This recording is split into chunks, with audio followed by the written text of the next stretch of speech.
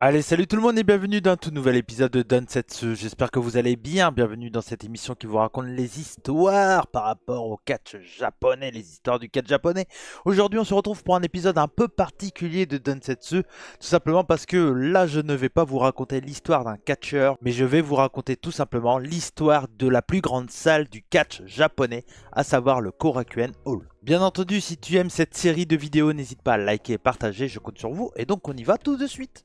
Le Korakuen Hall se trouve au 5e étage d'un immeuble de l'arrondissement de Tokyo qui s'appelle Bunkyo.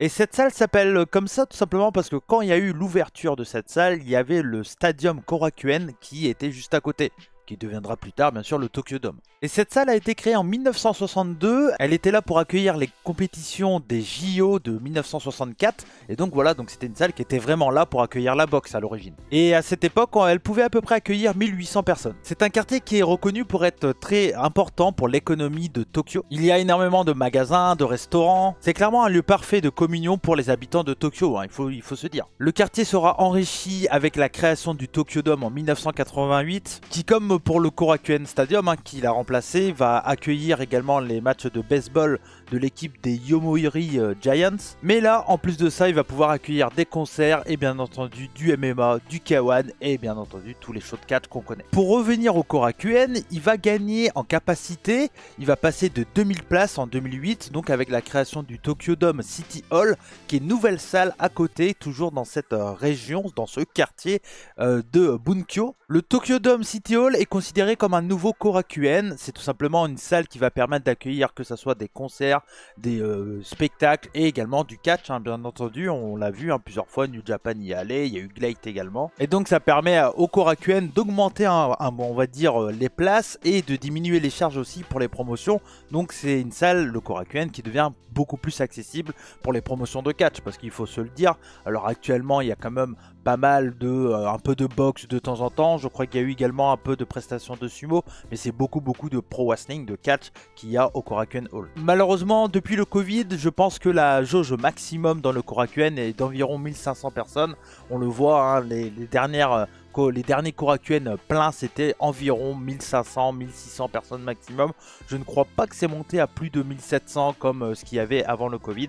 Donc je pense qu'ils ont diminué un peu le nombre de personnes. Ça se ressent un peu quand on voit les matchs d'avant Covid et les matchs maintenant. Pour parler encore plus en profondeur du Korakuen Hall et pour expliquer bien sûr aux personnes qui ne connaissent pas et qui ont peut-être cliqué un peu par hasard pourquoi cette salle est juste incroyable, elle est clairement considérée tout simplement comme le Madison Square Garden du catch japonais. Là où à un moment c'était la référence, on va dire, pour le Madison Square Garden, en tout cas surtout pour WWE, bah en fait le Korakuen Hall c'est exactement pareil, sauf que c'est pour toutes les promotions du Japon. Je pense que n'importe quelle promotion qui se doit être une promotion un peu importante est passée par le Korakuen Hall. Et personnellement, j'ai jamais été au Japon et c'est quelque chose que je regrette et que j'espère pouvoir faire un jour. Et c'est clair que si j'y vais, bah, je vais y aller directement au Korakuen Hall, sachant qu'il y a des spectacles de catch pratiquement tous les 2, 3, 4 jours.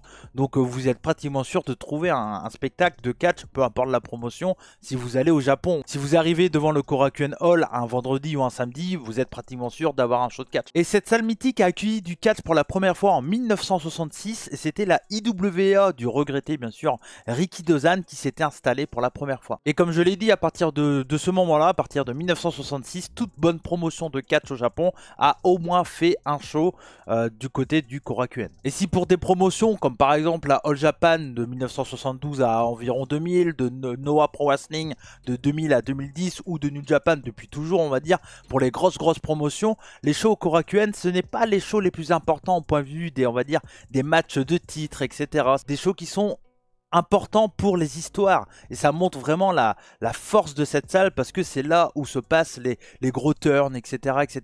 À la différence par exemple pour les petites promotions où faire un Korakuen Hall c'est considéré comme voilà, c'est là où tu as tes gros matchs de championnat, etc.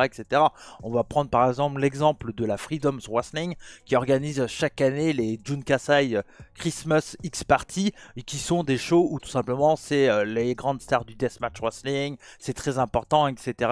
etc. Et il y a quand même pas mal également de shows indépendants comme par exemple la Super Strong Style du premier Tiger Mask qui vient faire des shows hommages, des shows anniversaires et qui ramène beaucoup de monde du côté du Korakuen Hall. Mais je pense également par exemple à Big Japan Pro Wrestling ou des plus petites promotions qui font des 400 350, 400 personnes du côté du Korakuen. Donc voilà, ça dépend vraiment on va dire, du niveau de ta promotion. Par exemple, All Japan Pro Wrestling, pendant les années de 72 à 2000, ils considéraient les shows au Korakuen pas comme des grands shows. À partir de 2010, ça va changer. Comme l'économie de la promotion va diminuer, tout simplement, les shows au Korakuen seront des shows importants. Il suffit de voir cette année, hein, bien entendu, la finale de la Real World Tag League était du côté du Korakuen. Et sûrement l'un des plus gros shows de cette année 2023 pour All Japan Pro Wrestling a eu lieu au Korakuen Hall. Donc ça montre voilà la différence et c'est un aspect assez économie on va dire des promotions de catch qui moi m'intéresse énormément je trouve au Japon et ça prouve en fait un peu le niveau des promotions.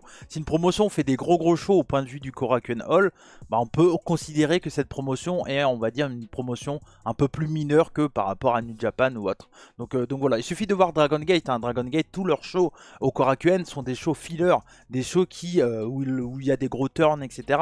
Mais c'est pas là où il y a les gros matchs de championnat. Ça arrive assez rarement. Il faut l'avouer pour Dragon Gate, qui est considéré quand même comme une des plus grosses promotions du Japon. A noter que dans l'historique, hein, dans l'histoire de cette salle, il n'y a pas que eu des promotions japonaises qui sont venues faire des shows dans cette grande salle. Il y a également plusieurs promotions étrangères qui sont venues faire des shows exceptionnels, un peu one shot, voilà. Et donc il y a eu en 2000 la AAA qui a fait Triple Mania 8, donc c'est quand même pas mal, hein, où on pouvait voir également pas mal de junior heavyweight japonais dans ce show-là. Donc ça a été un des shows marquants du Korakuen par une promotion étrangère. On repense bien sûr à la TNA avec Bound for Glory 2014, bon, qui n'était pas un show exceptionnel, mais qui voilà, qui amenait on va dire le catch américain du côté du Korakuen Hall, ou encore en 2023 avec Game Changer Wrestling qui a fait son premier show au Korakuen. Donc voilà, donc ça prouve vraiment quand même l'intérêt et le centre principal voilà de cette salle qui c'est une salle qui est extraordinaire. Il s'est passé quand même beaucoup de choses et ça fait partie des endroits vraiment très historiques du catch, avec peut-être l'Arena Mexico, le Madison Square Garden ou ce genre de salle. Voilà, ça fait partie des 3 salles pour moi qui sont très marquantes pour le catch en général et donc du coup pour le catch japonais, pour le Korakuen Hall. Pour vous parler de mes souvenirs, parce que vous le savez c'est un peu toujours la même construction dans les Densetsu, bah tout simplement pour moi mes souvenirs c'est assez simple. J'ai des énormes souvenirs de cette année de All Japan Pro Wrestling, par exemple du côté du Korakuen Hall, étant donné, comme je vous l'ai dit, que All Japan considère que comme c'est une promotion un peu plus mineure, ils vont faire des gros shows avec des gros matchs de championnat du côté du Korakuen Hall. Donc j'ai quand même beaucoup de souvenirs. Il suffit de voir la finale hein, de la Real World Tag League, où on a quand même Nakajima qui prend le pouvoir, etc. Donc ça montre l'importance de cette salle, clairement.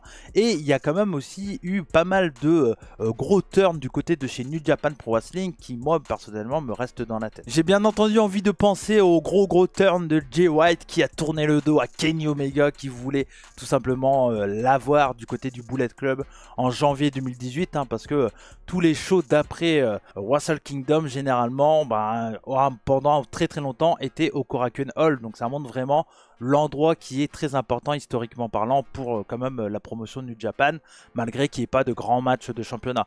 Donc voilà, c'est quand même une salle qui est très importante pour le catch japonais, qui est l'une des salles les plus importantes, et c'est pour ça que je voulais en faire une petite vidéo, et je trouvais personnellement intéressant d'en parler. Il n'y a pas vraiment de personnes qui ont fait des recherches sur cette salle, ça a été assez compliqué à avoir des informations sur cette salle, donc je voudrais terminer cette vidéo tout simplement en vous envoyant vers un blog d'une personne, donc c'est The Wrestling World Show, donc le lien sera dans la description, et tout simplement c'est une personne qui est allée du côté du Korakuen Hall et qui explique un peu comment le bâtiment est situé, où il se trouve, comment on peut faire pour y aller. Donc si vous allez au Japon, c'est très bien de lire cet article, ça permet de savoir un peu comment se démerder tout simplement pour y aller, parce que ce n'est pas très simple hein, si on ne parle pas japonais, c'est indiqué, mais bon voilà, si on ne connaît pas, c'est pas évident.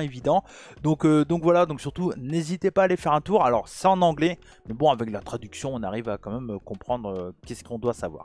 Donc voilà, j'espère que cette vidéo vidéo sur le Korakuen Hall vous a plu, tout simplement. C'est un épisode un peu particulier de Densetsu, mais ça fait aussi plaisir. Je ne vais pas que parler de catcheurs dans ces émissions, et parce que le but c'est de vous parler d'histoire du catch japonais. Donc j'espère que ça vous a plu. Comme on dit chez moi, banzai, n'hésitez pas à laisser un bon gros like, partage, commentaire, je compte sur vous. Et surtout n'oubliez pas, soyez curieux. Eh ben oui, ciao.